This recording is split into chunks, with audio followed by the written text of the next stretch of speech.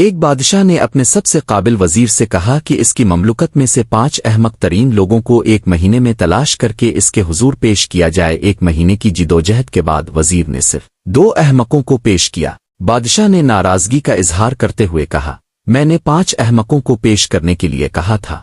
وزیر نے کہا، حضور مجھے ایک ایک کر کے احمقوں کو پیش کرنے کی اجازت دی جائے۔ وزیر نے پہلا احمق پیش کرتے ہوئے کہا، یہ بڑا احمق اس لیے ہے کہ بیل گاڑی میں سوار ہونے کے باوجود اس نے سامان اپنے سر الفاٹ الف ہوا تھا۔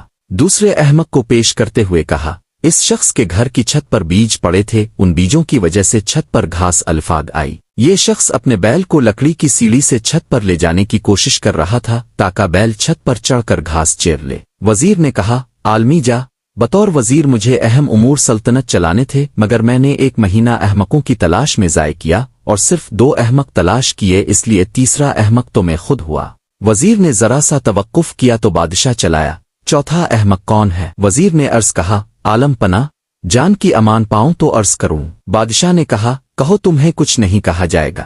وزیر نے کہا، عالی مرتبت اب بادشاہ وقت ہیں اور تمام رعایا اور سلطنت کے امور چلانے کے ذمہ دار ہیں، مگر قابل ترین اور اہل افراد کو تلاش کرنے کے بجائے اپنے احمق ترین لوگوں کو تلاش کرنے میں نہ صرف اپنا وقت برباد کیا بلکہ ایک اہم وزیر کا وقت بھی برباد کیا، لہذا چوتھے احمق آپ ہیں۔ بادشاہ نے تلملاتے ہوئے سوال کیا، اچھا اب بتا بھی دو، 5واں احمق کون ہے؟ وزیر نے عرض کیا، جہاں پناہ 5واں احمق یہ شخص ہے جو ٹک ٹوک سے چمٹا ہوا ہے، اپنے دفتری اور کاروباری فرائض اور خاندان کے بہت سے کاموں سے لاپرواہی برت رہا ہے، اسے اپنا قیمتی وقت ضائع ہونے کا احساس تک نہیں۔ بادشاہ سلامت اچانک الفاٹے کھڑے ہوئے، غصے کی حالت میں بادشاہ سلامت نے تقریباً چیختے ہوئے کہا، وائی فائی آف، اور پورے دربار پر سناٹا چھا گیا۔